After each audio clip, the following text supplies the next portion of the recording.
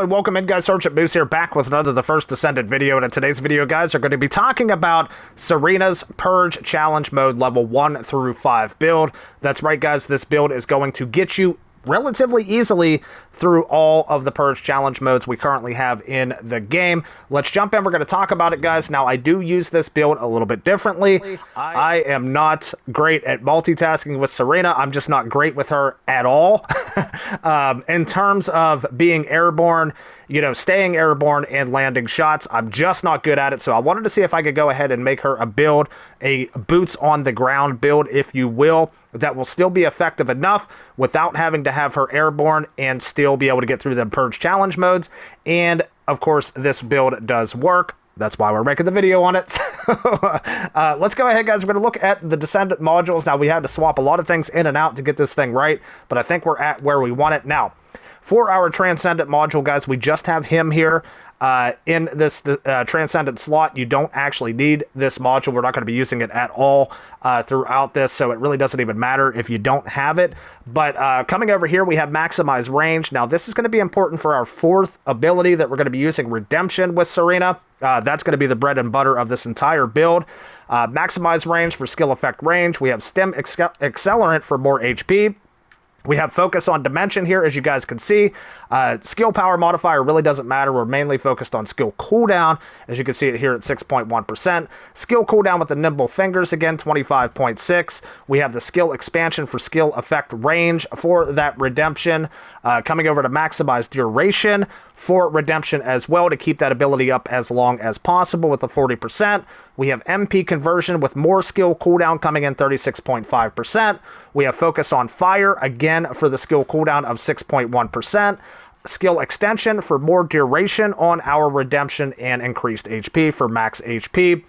So these modules, in a nutshell, guys, are basically just in an effort to keep our ability up as long as possible and also be able to spam pop it again once it runs out, so we can keep using it over and over without having to wait on a cooldown.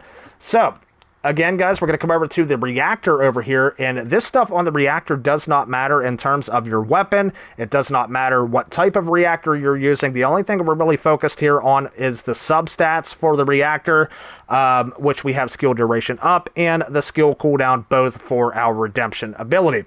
Now, coming down to the components, guys, these really don't matter much as well. You can mix and match whatever you like, whether it's, you know, survivability, that kind of stuff, whatever you want. I just have two Ascending Armor sets, the auxiliary and the sensor, as you guys can see here, for the less skill cost at 6.5%. Really doesn't matter. I really don't even have to use these, but it is good to have the MP recovery out of combat and max up MP just in case on this build, but I would recommend going with whatever suits you best on the components.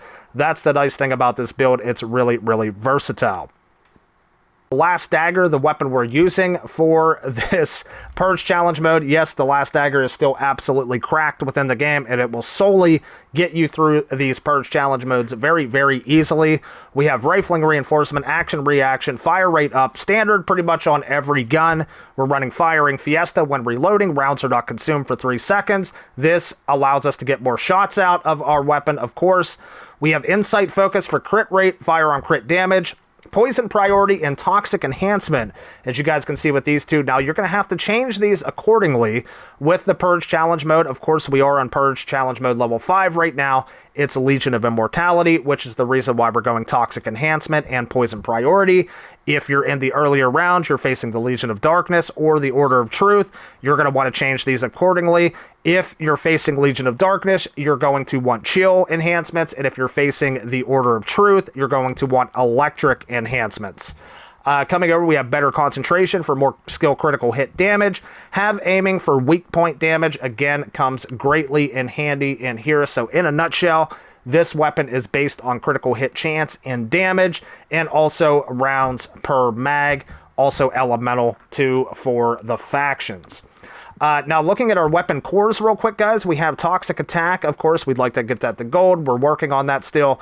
2 firearm attacks coming in here, 2 rounds per mag coming in here. Again, lots of rounds in the magazine. Now, again, accordingly to the faction you're facing, we want bonus firearm attack against Legion of Immortality because that is the Legion on level 5. Critical hit damage, again, to accommodate our critical hit rate, firearm attack, and weak point damage. This gun is all about damage in this mode and getting them enemies killed as quickly as possible. Inversion Reinforcement, guys, we have here ammo system when landing a firearm critical hit, grants ammo system, reload time modifier plus 5% for up to 30 seconds, and when changing weapons removes ammo system. This can help in, them tight areas where you need to reload really, really quickly when you're taking on some of those yellow bar elites and stuff like that. Comes in handy for me. Down here, again, toxic focus rounds. You'll want to change this to electric or chill based on the faction you're facing, and biodensity augmentation for a little more survivability is what we're running in the Inversion Reinforcement. Coming over to Arche Tuning, guys, we kind of have this board filled with a little bit of survivability and firearm damage, as you guys can see here. You can go ahead and copy this if you want as well.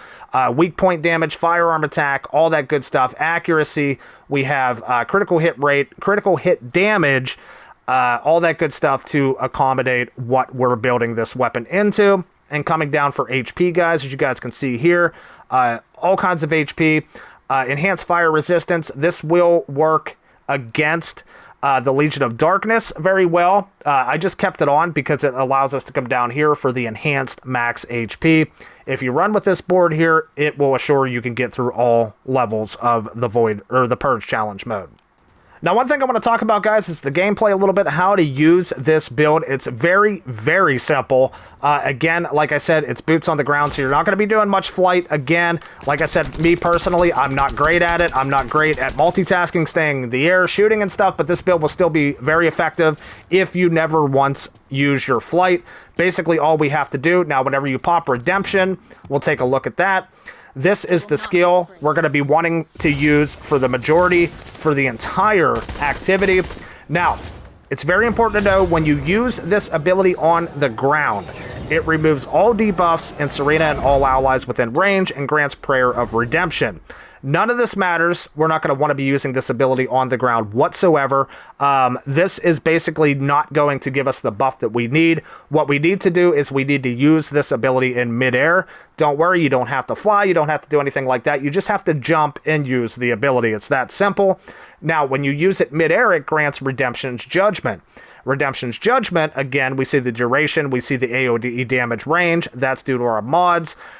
We also have additional damage. Explosions everywhere with this weapon. It's going to do massive damage as long as we have Redemption's Judgment popped on the Redemption ability. So it's very simple.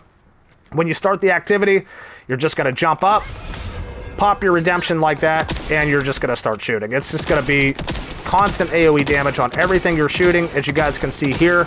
And because of our duration, the ability is going to last for a very long time. So you're just going to want to move through this activity using this ability over and over. And of course, as you guys can see, whenever it runs out, we're just going to jump up, pop it again, and keep going to work. It's really that simple. That's going to be the majority of you getting through all 5 of these Purge levels, guys. Just using that Redemption ability with your last Dagger. And of course, Serena, it should be no problem. If you're kind of like an average Joe like me with Serena, I'm not great at flight with her. So I wanted to try to make a build that still can make her useful. It's probably not going to get you any records. And I know that's what the challenge mode is basically for, is records. But if you're just someone that wants to get through all of these activities and get them done, this build will do that for you. So with that said, guys, let me know down in the comments some things you would change about this build. I always know folks have different types of builds or, different tips they can give me as well. But, the reason I'm putting this build out is because this build is very effective in getting you through all 5 stages. Remember to change your enhancements, your elemental enhancements, based on the legion or faction that you're facing. And that is it, guys. But with that said, guys, if you guys enjoyed this video, feel free to hit that like button, man. Subscribe to the channel if you haven't already. And for all things The First Descendant, you can feel free to support me as your official The First Descendant creator. I'll pop my code down below, and I'd really appreciate that, guys, too. And we'll see you guys on the next video. Take care.